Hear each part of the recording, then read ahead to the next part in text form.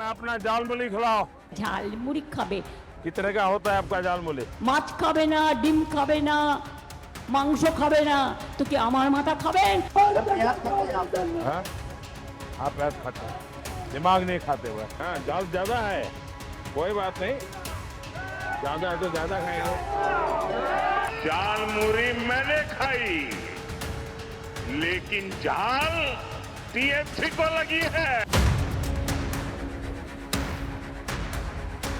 এবার এই দোকানদারের কাছে হুমকি ফোন এসেছে টানা 3 দিন ধরে বাংলাদেশ এবং পাকিস্তান থেকে। यही सब और क्या देगा, मार देगा, धमकी देगा, दुकान उड़ा देगा और क्या देगा।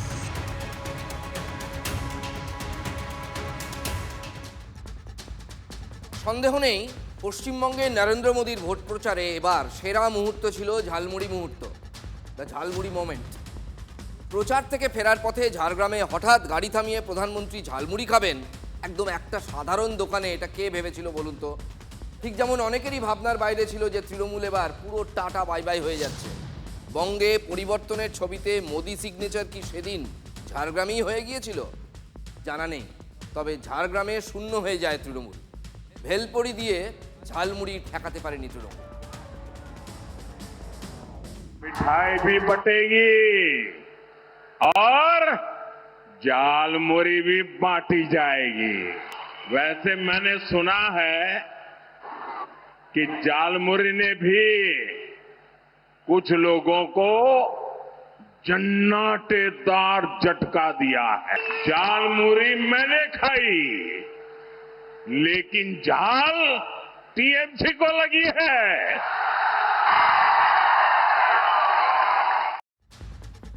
সোশ্যাল মিডিয়া প্ল্যাটফর্মে একদম রাতারাতি বিখ্যাত হয়ে ওঠেন বিক্রম সাউ। ঝাড়গ্রামের সেই ঝালমুড়ি বিক্রেতার দোকান এখন পাহারা দিচ্ছে কেন্দ্রীয় আধাসামরিক বাহিনী। কি বলবেন, একে খ্যাতির বিড়ম্বনা বলতেই পারেন। বাংলাদেশ এবং পাকিস্তান থেকে ফোনে এবং ইমেলে নাকি থ্রেট আসছে, প্রাণনাশের হুমকি। চরম আতঙ্কে ওই ঝালমুড়ি বিক্রেতা বিক্রমের পরিবার। आया था, कब कॉल आया था? रविवार को फोन आया, रविवार को। প্রধানমন্ত্রী নরেন্দ্র মোদী ঝাড়গ্রামে এসেছিলেন বিধানসভা ভোটের প্রচারে, ঝাড়গ্রামের প্রার্থীদের প্রচারে এসেছিলেন এবং এই দোকানটি থেকেই তিনি ঝালমুড়ি কিনে খেয়েছিলেন এবং তারপরেই সেই দোকান গোটা বিশ্ব জুড়ে হিট হয়েছে। তারপর থেকেই লাগাতার ধরে ট্রেন্ড চলছে এই দোকানকে নিয়ে। বিভিন্ন সোশ্যাল মিডিয়াতে বিভিন্ন রকম প্রচার চালানো হয়েছে দোকানকে নিয়ে, বিভিন্ন কটূক্তিও করা হয়েছে এই দোকানদারকে নিয়ে। এবার এই দোকানদারের কাছে হুমকি মেল এলো, হুমকি ফোন এসেছে টানা 3 দিন ধরে বাংলাদেশ এবং পাকিস্তান থেকে। क्या बताया था फोन में? यही सब और क्या देगा, मार देगा, धमकी देगा, दुकान उड़ा देगा और क्या देगा। एक नंबर क्या था उसका? नंबर 92 वाला था। हाँ, 92 नंबर पाकिस्तान का नंबर। अच्छा, पुलिस को बताया? हाँ, पुलिस को बताया। कब बताया? कल ही बताया। पुलिस आया था इधर? উড়ো ফোন, উড়ো মেল, কে বা কারা ঝাড়গ্রামের ওই ঝালমুড়ি বিক্রেতাকে হুমকি দিচ্ছেন? কোন স্বার্থে আঘাত লেগেছে তাদের? পুলিশ তদন্ত করে দেখছে। তবে হুমকির অভিযোগ পেয়েই ওই দোকানটির জন্য এবং বিক্রম সাহের জন্য কেন্দ্রীয় বাহিনীর সুরক্ষা ব্যবস্থা করা হয়েছে। আর প্রধানমন্ত্রী তিনি তো বাংলার ঝালমুড়ির স্বাদ ভুলতেই পারেননি। নেদারল্যান্ড সফরে গিয়েও বাংলার ঝালমুড়ির ব্র্যান্ডিং করে এসেছেন প্রধানমন্ত্রী। साथियों, मैं आपको हाल के विधानसभा चुनाव का उदाहरण देता हूं।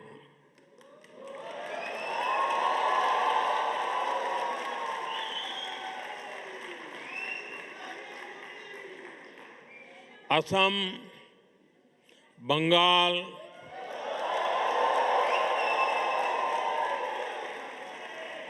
क्या जालमुड़ी यहां भी पहुंच गई?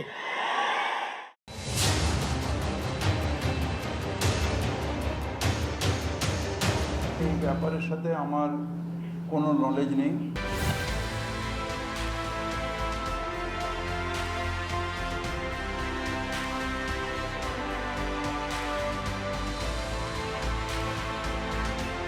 মেয়র উত্তর দিন, যে জানে না সে থাকে কেন, সে মানব প্রস্থে যান।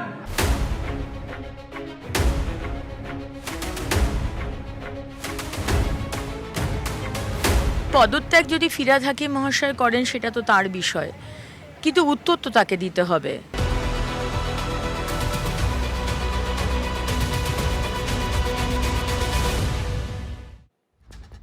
দোদমার মুখে পড়েছেন ফিরহাদ হাকিম। ঘরে চাপ, বাইরে চাপ। একদিকে মমতা বন্দ্যোপাধ্যায়, অন্যদিকে অগ্নিমিত্রা পাল। একদিকে দলেরই সুপ্রিমো, তার দিকে আঙুল তুলে ঘরোয়া বৈঠকে প্রশ্ন করছেন যে অভিষেক বন্দ্যোপাধ্যায়ের নামে গুচ্ছের পুরো নোটিশ আসছে কি করে, তুমি কেন জানতে পারছো না ববি? অথচ মেয়র হয়ে ফিরহাদ হাকিম জানতে পারছেন না কেন? কালীঘাটের বৈঠকে তার বিশ্বস্ত সঙ্গীর দিকে মমতা বন্দ্যোপাধ্যায় আঙুল তুলছেন। ফিরহাদে কি অনাস্থা? যে কোনো দিন পুরসভার বুলডোজার গিয়ে অভিষেক বন্দ্যোপাধ্যায়ের বাড়ির কোট আনকোট বিতর্কিত অংশ ভেঙে দিতে পারে কি? যেভাবে তিলজলার বেআইনি নির্মাণে বুলডোজার চালানো হয়েছে, হাওড়ার চ্যাটার্জি হাটে বেআইনি নির্মাণে বুলডোজার চালানো হয়েছে। আচ্ছা, সত্যি যদি সেটা কোনো দিন হয়, তাহলে সেই দিনটা ফিরহাদের জন্য আরও বিড়ম্বনার হতে চলেছে কি? লোকে বলবে ববির বুলডোজারই অভিষেকের বাড়ি গুঁড়িয়ে দিল। বাজারে তো চাউর হয়ে গিয়েছে যে ফিরহাদ হাকিম হয়তো খুব বেশি দিন আর মেয়র পদে থাকবেন না, ইস্তফা দিলেও দিতে পারেন। এটা অগ্নিমিত্রা পালের কানেও পৌঁছেছে। অগ্নিমিত্রার সফার জবাব, ইস্তফা দিলেও পালাতে পারবেন না ফিরহাদ সাহেব, তাকে জবাবদিহি করতেই হবে। দেখুন, পদত্যাগ যদি ফিরহাদ হাকিম মহাশয় করেন সেটা তো তার বিষয়, কিন্তু উত্তর তো তাকে দিতে হবে। আজকে যে জলা জমি বুঝিয়ে মাল্টি স্টোরের বিল্ডিং করা হয়েছে, ইল্লিগাল বিল্ডিং, ইল্লিগাল গোডাউন যেখানে ওয়াও মোমোর দুর্ঘটনা ঘটলো, এবং তিলজলার যে বিল্ডিংগুলো আমরা এভরি নুক অ্যান্ড কর্নার আমরা দেখছি হয়েছে, সেখানে উনি কি করে পারমিশন দিলেন, ওনার ডিপার্টমেন্ট কি করে পারমিশন দিল? এটা তো হতে পারে না যে আপনি 15 বছর ছিলেন, আপনি সরে গেলেন, তো আপনার দায়িত্ব শেষ হয়ে গেল। আপনার সময়ে যা যা হয়েছে তার দায়িত্ব আপনার এবং আপনার ডিপার্টমেন্টের, এবং আপনার আগে যেগুলো হয়েছে সেটা দেখার দায়িত্ব কিন্তু আপনার। সুতরাং যা দুর্নীতি হয়েছে, যা অন্যায় হয়েছে, যা গভর্নমেন্ট নর্মস ফলো করা হয়নি, তার উত্তর দেবার দায়িত্ব আপনার। আমরা অপরচুনিটি দেবো আপনাকে উত্তর দেবার। ফলে বুঝতেই পারছেন বিষয়টা কিন্তু এখন আর শুধু অভিষেকের বাড়ির বিতর্কিত নির্মাণ ভাঙা না ভাঙা এই বিতর্কে সীমাবদ্ধ নেই। আরও অনেক জবাবদিহি করতে হবে কলকাতার বর্তমান মেয়র সাহেবকে। পুরসভার বিল্ডিং বিভাগের চিহ্নিত করা অবৈধ নির্মাণের সংখ্যা 3000, এখনই অ্যাজ অফ ডেট 3000 অবৈধ নির্মাণ। তিলজলা এবং তপসিয়া অঞ্চল তো পুরো রেড জোন, উদ্বেগজনক পরিস্থিতি। এরপর জলাজমি ভরাটের প্রশ্ন আছে, অভিযোগ আছে। প্রায় 900 অভিযোগ জমা পড়েছে, একদম প্রমিনেন্ট 900 অভিযোগ। বাংলার নতুন সরকার সেগুলো তো জানতে চাইবেই।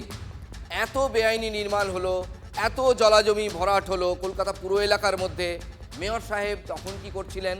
আমার মনে পড়ছে একবার মেয়র সাহেব নিজেই বলেছিলেন ব্যতিব্যস্ত হয়ে, যদি এত বাড়িতে বেআইনি কাজ কারবার হয় তাহলে কি করব, কটা বাড়িতে হাত দেবো, এরকম একটা কথা একবার ফিরহাদ হাকিম বলেছিলেন, আমার মনে আছে প্রায় বছরখানেক আগে। আরও একটা কথা তিনি বলেছিলেন, যদি পুরো এলাকার মধ্যে কোনো পুকুর ভরাট বা জলাজমি ভরাট হয় তাহলে লোকাল থানার ওসির বিরুদ্ধে এফআইআর করতে হবে। এ সমস্ত কথা বলেছিলেন। অর্থাৎ তিনি নিজেও জানতেন যে প্রচুর বেআইনি কাজ কারবার হয়েছে। আলবাত এটা বলাই যায়, কার অনুমোদনে কোন কাউন্সিলরকে কাটপানি দিয়ে এই অরাজকতাগুলো হয়েছে, এই বেআইনি নির্মাণগুলো তৈরি হয়েছে? ফিরহাদ হাকিম কি তখনও বলবেন যে তিনি যারা নিয়ে বসে নেই? যদি এই প্রশ্ন করবে, ছেড়ে দিন বিজেপি। যদি কলকাতাবাসী যারা সুস্থ নগর জীবনে বিশ্বাস করেন, ল অ্যাবাইডিং সিটিজেন্স, তারা যদি ফিরহাদ সাহেবকে প্রশ্ন করেন, তিনি কি উত্তর দেবেন? মেয়র উত্তর দেবেন না তো কে দেবেন? তিনি তো মেয়র। টক টু মেয়রেও অনেক অভিযোগ এইরকম এসেছে। কিছুই জানি না বলে তিনি কি দায় ঝেড়ে ফেলতে পারবেন? তাহলে মেয়র পদটারই তো কোনো দরকার ছিল না বা মূল্যই থাকে না। না, এরকম হাজার হাজার বাড়ি হয়েছে টাকা নিয়ে, সমস্ত ওয়ার্ডে, অন্যান্য শহরেও আছে। যেটা পুরসভা দেখবে যে বেআইনি হয়েছে সেখানে নোটিশ দেবে এবং তার আইনি যে বৈধতা সেটা প্রমাণ করার চেষ্টা করতে হবে। এনওসি যদি না পাওয়া যায়, যে বিল্ডিং ইললিগাল, আমি আবার করে বলছি, নোটিশ দেওয়া হবে, সময় দেওয়া হবে, আধিকারিকরা যাবেন, যদি কোনোভাবে রেকটিফিকেশন করা সম্ভব হয় আমরা তাকে সেই সুযোগ দেব। পশ্চিমবাংলার লোক ভাবেনি যে এত তাড়াতাড়ি বুলডোজার রাস্তায় নেমে যাবে, কিন্তু বাস্তবিক পরিস্থিতি আমাদের বাধ্য করছে এটা করতে। পশ্চিমবাংলায় সবচেয়ে বেশি বেনিয়ম অতিক্রমণ হয়েছে, কাউকে ছাড়া হবে না, সে যত বড় যাই হোক। আইনের বাইরে কেউ গেলে তাকে আইনের ভিতরে নিয়ে আসা হবে। পুরমন্ত্রী হয়েই অগ্নিমিত্রা পাল জানিয়ে দিয়েছেন রাজ্যের সমস্ত পুরসভা সর্বক্ষণ সরকারের নজরে থাকবে। 15 বছর ধরে মন্ত্রী ছিলেন ফিরহাদ সাহেব। 2018 ডিসেম্বর থেকে তিনি মেয়র। ফিরহাদ সাহেবের জন্য সেটা যথেষ্ট অস্বস্তিরই। তার উপর দলের সুপ্রিমো অভিষেক বন্দ্যোপাধ্যায়কে নোটিশ পাঠানো নিয়ে যথেষ্ট ক্ষুব্ধ। রোজ শুনছি আমরা। আজও তিনি নাকি উষ্মা প্রকাশ করেছেন কালীঘাটের বাড়িতে কাউন্সিলরদের নিয়ে বৈঠকেও ফের ওই নোটিশের প্রসঙ্গ তুলেছেন মমতা বন্দ্যোপাধ্যায়। অভিষেকও সেখানে উপস্থিত ছিলেন। সূত্রের খবর, মমতা সেখানে বলেছেন এভাবে নোটিশ দিয়ে বাড়ি ভাঙা যায় না, হিয়ারিংয়ে ডাকতে হয়, আইন বহির্ভূতভাবে নোটিশ পাঠানো হয়েছে ইত্যাদি প্রভৃতি অনেক কথা তিনি বলেছেন। এখানেও তো ববির উদ্দেশ্যেই বলা নাকি? তার কারণ খাতায় কলমে ফিরহাদ সাহেব এখনও কলকাতা শহরের মেয়র এবং তিনি সেই বৈঠকে উপস্থিত ছিলেন।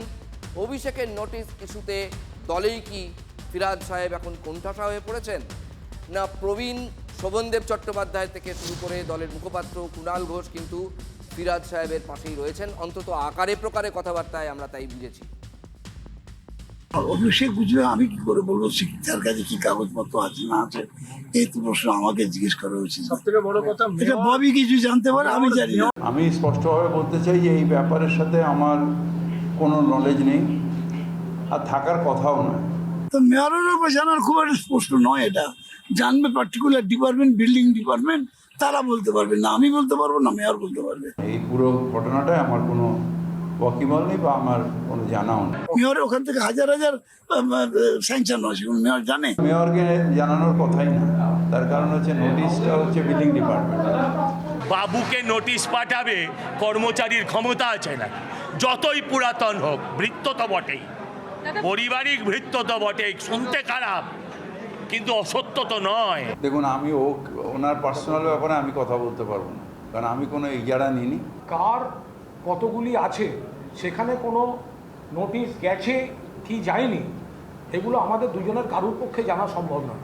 সেটা সম্পূর্ণভাবে যাকে কেন্দ্র করে তিনি বা তার কোনো আইনজীবী বলতে পারবেন। বেশ, যাকে কেন্দ্র করে এই গোটা ব্যাপারটা, তাকে আজকে সাংবাদিকরা, তিনি গাড়ির মধ্যে বসেছিলেন কালীঘাটে, তাকে প্রশ্ন ছুড়ে দেওয়া হয়েছিল অভিষেক বন্দ্যোপাধ্যায়। একবার শুনুন তো, এখনও তার কণ্ঠস্বরে কিন্তু যথেষ্ট ঔদ্ধত্য আছে বলে অনেকে মনে করছেন। শুনুন। আপনার বাড়ির অবৈধ অংশ ভাঙার নির্দেশ দিয়েছে কলকাতা পুরসভা, কি বলবেন?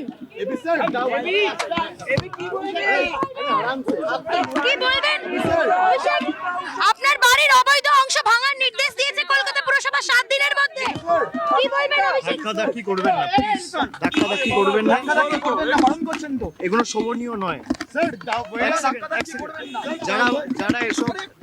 যারা এসব প্রশ্ন করছে কলকাতা পুরসভাকে জিজ্ঞেস করুন অবৈধ অংশটা কোথায়, এটা জিজ্ঞেস করে আসুন।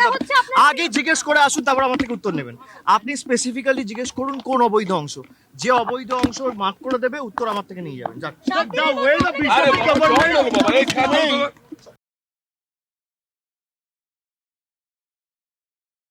আপনার বাড়ির অবৈধ অংশ ভাঙার নির্দেশ দিয়েছে কলকাতা পুরসভা, কি বলবেন?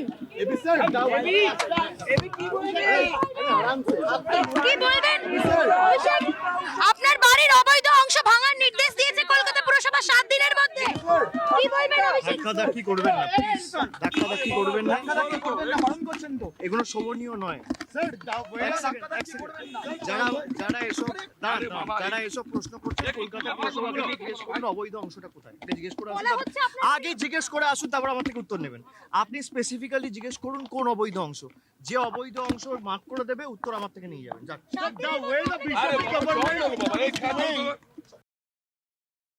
আপনার বাড়ির দেখুন, একটা জিনিস খেয়াল করে দেখুন, সাংবাদিকরা তার বাড়ির ভেতরে গিয়ে জানতে যাবে বা কর্পোরেশনে গিয়ে কোন অংশটা বেআইনি জানতে যাবে, এটা কি হতে পারে? তিনি যদি সিম্পলি এটা বলেন যে আমার বাড়ির ভেতরে কোনো বেআইনি অংশ নেই, তিনি যদি পুরসভাকে চিঠি দিয়ে জানিয়ে দেন, মিটে গেল তাহলে। কিন্তু সেই জিনিসটা হচ্ছে না। তিনি সাংবাদিকদের বলছেন আগে গিয়ে পুরসভায় জিজ্ঞেস করে আসুন যে কোন বেআইনি অংশের কথা বলা হচ্ছে। কোটি টাকার সম্পত্তি তাদের বেড়েছে এই 15 বছরে, কি করে বাড়লো? বাংলার মানুষের ইকোনমিক স্ট্যাটাস, ফিনান্সিয়াল স্ট্রেংথ বাড়লো না, কিন্তু যারাই তৃণমূলে ঢুকলো, কাউন্সিলর থেকে শুরু করে মন্ত্রী অবধি, মুখ্যমন্ত্রী অবধি, তাদের সম্পত্তি বেড়ে গেল। কি পলিসিতে, কি what is the economic model, আমরাও জানতে চাই।